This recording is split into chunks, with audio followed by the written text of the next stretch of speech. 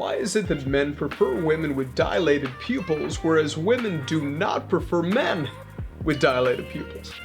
Well, stick around and let's chat about it today on this episode of Christian Date Coach. Let's hit it.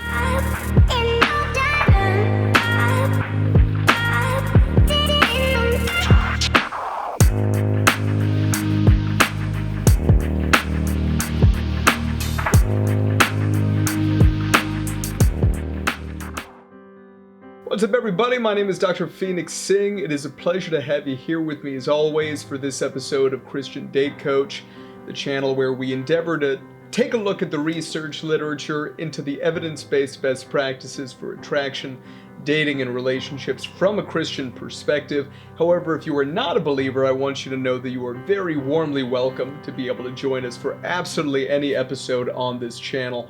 You can follow me via the social media channels below, and if you enjoy the content on this channel, please do consider subscribing and also hit that bell so you get notifications every time that we post new original content.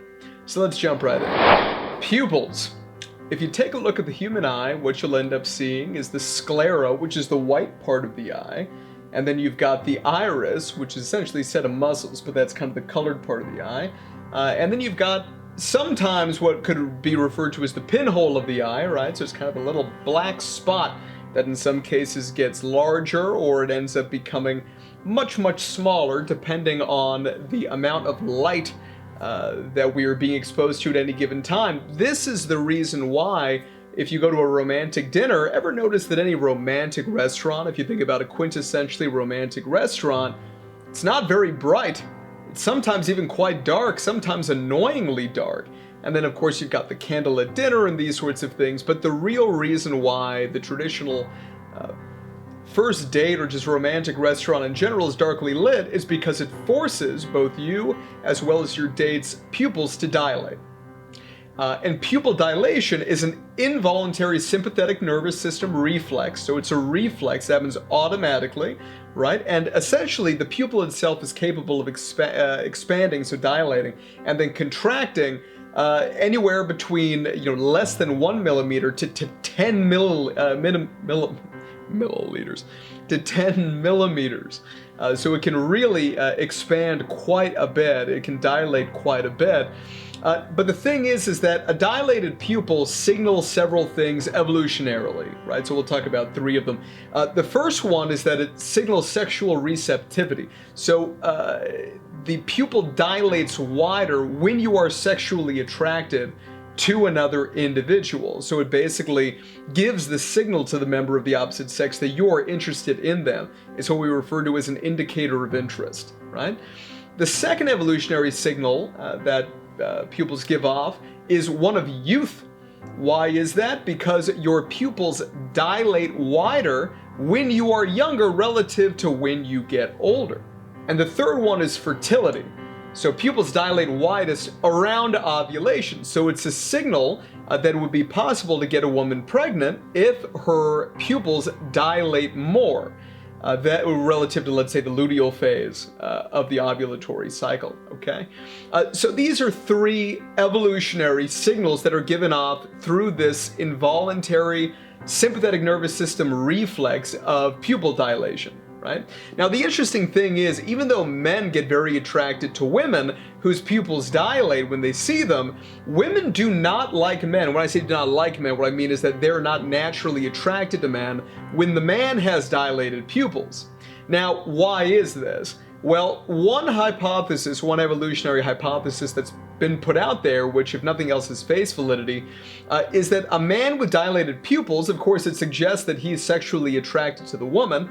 In other words, a woman who sees a man with dilated pupils, it could be that she's at increased likelihood of sexual assault, especially if it's a man where there is no consensual interest in that man, and yet he has dilated pupils, right?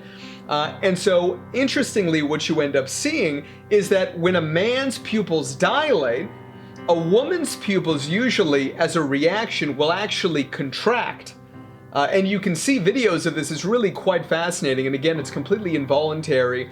And essentially, this is the reason why women aren't super into it. If you end up having a guy whose pupils end up getting quite large when they are interacting. So this could be one of the downsides of being in one of these traditionally romantic settings where simply because of the lighting, both your as well as the person you're on a date with, both of your pupils are dilating, right? You have to think about it. I mean, why would that work, right? The reason why it would work is, you're kind of sitting there, both of your pupils are dilated, and they're dilated because of the light, but we evolutionarily read things into that situation. So basically, I would look at your eyes, your pupils are dilated, and without me realizing it, right, I'm processing this at a very primal level, right? This is a very subconscious level. And remember that 99.999996% of all data that's coming out our five senses every second is being processed at the subconscious level. It's not being processed, consciously. Only about 40 bits per second of the a million bits of data that's kind of coming at us is being processed at a conscious level. And when it comes to things like sex and emotion, these usually are so primal that if you think about the brain as being built as a house, right, where kind of the attic, the top level, the wrinkly part, the cerebral cortex of the brain, that's handling most conscious functioning. We're talking about like the basement here, right, when it comes to things like survival and replication, okay? And so obviously, if I end up seeing somebody else's eyes dilate, I'm going to make the assumption that the person's attracted to me, right? It's not something where I'm going to consciously process it, sit there or whatever, sit back for a minute and be like, let me really give this some thought. Is it the light? Is she actually attracted to me? No, that's not going to happen, right? This is an automatic thing. And because you assume the other person is more attracted to you, then it really makes the banter, flow between you and the person that you are on the date with. So it ends up making it kind of a more fluid interaction with the individual.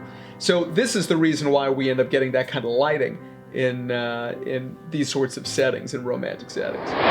All right, everybody, thank you so much for joining me for this brief episode today. I hope that you enjoyed it.